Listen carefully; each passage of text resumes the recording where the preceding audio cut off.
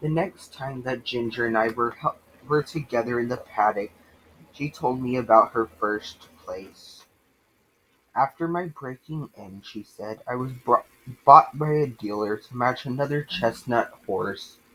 For some weeks he drove us together, and then we were sold to a fashionable gentleman, and were sent up to London. I had been driven with a bearing rein by the dealer, and I hated it worse than anything else.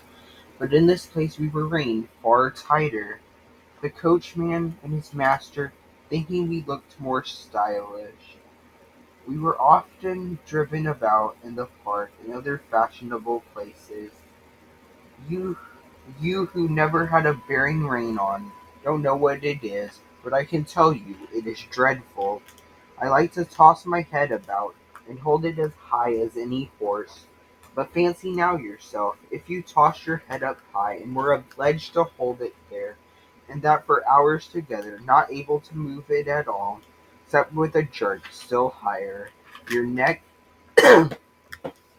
aching till you did not know how to bear it. Besides that, to have one bit to have two bits instead of one, and mine was a sharp one. It hurt my tongue and my jaws, and the blood from my tongue colored the froth that kept flying from my lips as I chafed and fretted at the bits and rein. It was worse when we had to stand by the hour waiting for our mistress at some grand party or entertainment, and if I fretted or stamped with impatience, the whip was laid on. It was enough to drive one mad. "Did not your master take any thought for you?" I said. "No," said she. "He only cared to have a stylish turnout, as they call it. I think he knew very little about horses. He left that to his coachman, who told him I had an irritable temper, that I had not been well broken to the bearing rein, that I should soon get used to it. But he was not the man to do it, for when I was in the stable, miserable and angry, instead of being soothed and quieted by kindness, I got only a surly word or a blow. If he had been civil, I would have tried to bear it.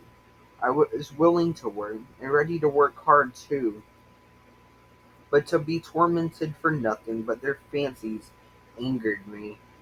What right had they to make me suffer like that? Besides the soreness in my mouth and the pain in my neck, it always made my windpipe feel bad. I had stopped there long. I knew it would have spoiled my breathing, but I grew more and more restless and irritable. I could not help it. I began to snap and kick when anyone came to harness me. For this the groom beat me, and one day, as they had just buckled us into the carriage, and they were straining my head to keep up with that rein, I began to plunge and kick with all my might. I soon broke a lot of harness, and kicked myself clear, so that was an end of that place. After this I was sent to Tattersall's to be sold.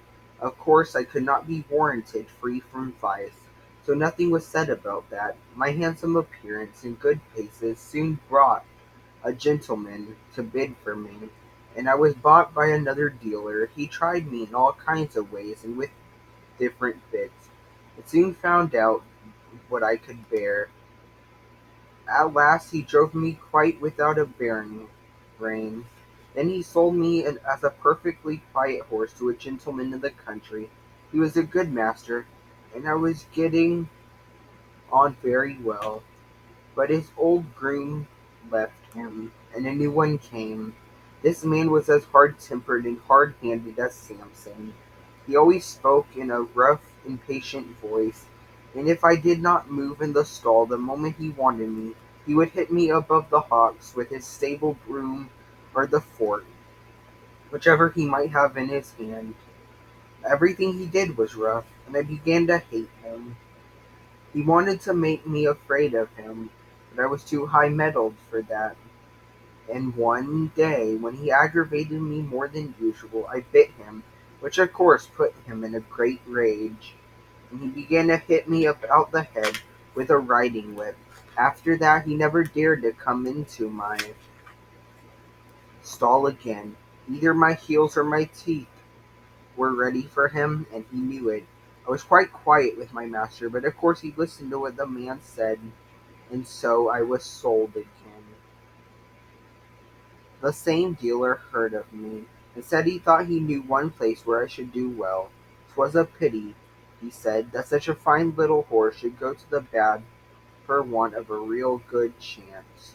And the end of it was that I came here not long before you did.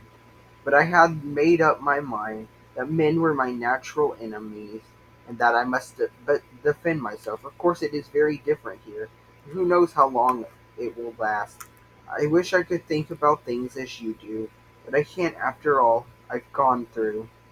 Well, I said, I think it would be a real shame if you were to bite or kick John or James.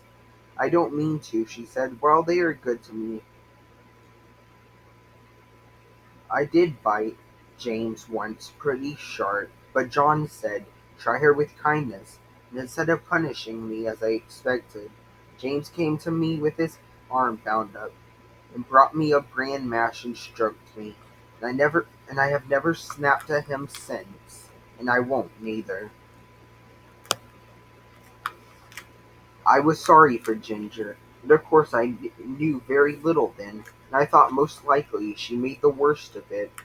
However, I found that the weeks went on, she grew much more gentle and cheerful, and had lost the watchful, defiant look that she used to turn on any strange person who came near her. And one day James said, "I do believe that mare is getting fond of me. She quite whinnied after me this morning when I had been rubbing her forehead." "Ay, ay, Jim, 'tis the Birtwick balls," said John. "She'll be as good as Black Beauty by and by. Kindness is all the physic she wants. Poor thing." Master noticed the change too, and one day when she got out of the carriage and came to speak to us, as he often did, he stroked her beautiful neck. "Well, my pretty one, well, how do things go with you now? You are a good bit happier than when you came to us, I think." She put her nose up to him in a friendly, trustful way, while he rubbed it gently. "We shall make a cure of her, John," he said. "Yes, sir, she's wonderfully improved. She's not the same creature that she was. It's the Birtwick balls, sir," said John, laughing. This was a little joke of John's. He would say that a regular course of the Birtwick horse balls would cure almost any vicious horse.